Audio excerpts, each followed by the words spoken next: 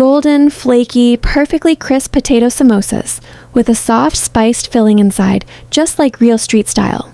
Today I'm showing you the proper method with small details that make a big difference. Let's start with the dough. In a bowl, add a little more than 100 grams of desi ghee. And no, you cannot replace this with oil.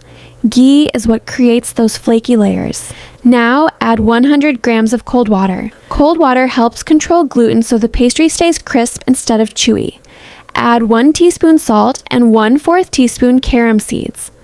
Carom seeds adds aroma and helps digestion. Mix this and set aside.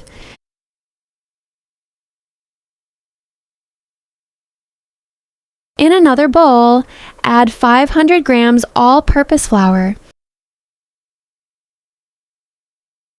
Pour in the ghee mixture and rub it into the flour with your hands. This step is very important because coating flour in fat creates those beautiful flaky layers later. Now start kneading. Keep a small bowl of water beside you and lightly wet your hands only when needed. Do not pour extra water directly. We want a firm dough. The dough should not be soft. Soft dough makes bread-like texture. We want firm texture for crisp results. The dough will look slightly rough. That is perfect. Smooth dough means too much gluten, and that will make the crust chewy. Cover and let it rest for 20 minutes. Now for the filling. Boil 1 kilo potatoes until a fork goes in easily. Peel them while they're still hot. Trust me on this. When they cool down, they get a little sticky and weird, and don't mash them fully. Just break them into small pieces. We want texture when we bite in. In a pan, add 1.5 teaspoons ghee. That little bit makes such a difference in flavor. Add 1/2 teaspoon ginger garlic paste and just cook it for a few seconds so it doesn't taste raw. Then in goes 1/2 chopped onion. Don't cook it too much. Now add the potatoes and the spices. Add 1/2 teaspoon cumin seeds, 1/4 teaspoon allspice powder, 1/2 teaspoon cumin powder, and a tiny pinch of carom seeds.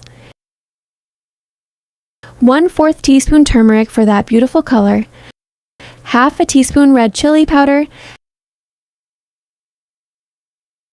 1/2 teaspoon crushed red chilies, 1 teaspoon coriander powder. Finish with a pinch of dried fenugreek leaves. Mix gently, don't mash. We want texture in every bite.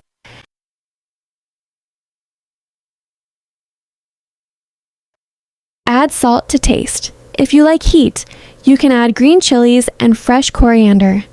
I'm skipping it because my kids are eating these. Turn off the flame and let this cool properly. Please don't fill hot mixture into the dough. It will make everything soft and messy while frying. Now let's check the dough. See how it has relaxed a little? That's exactly what we want. Divide into 10 in equal balls so all your samosas look neat and cook evenly. Roll each one really thin. When I say thin, I mean you should almost see your fingers through it. Yes, your shoulders might hurt a little while rolling, but it's worth it, I promise. Thin sheets give you that crispy, flaky bite.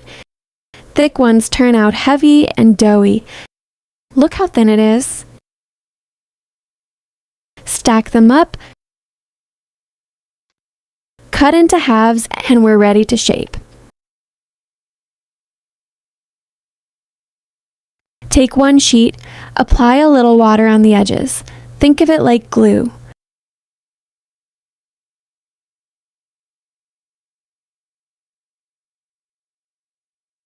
Fold into a cone and pinch that tip properly. I always double check because if there's even a tiny opening, oil will sneak inside and ruin everything.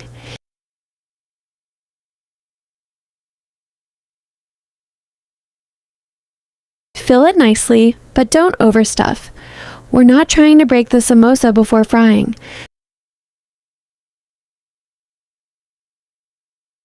Seal it gently with the side of your hand and look at that proper street style shape.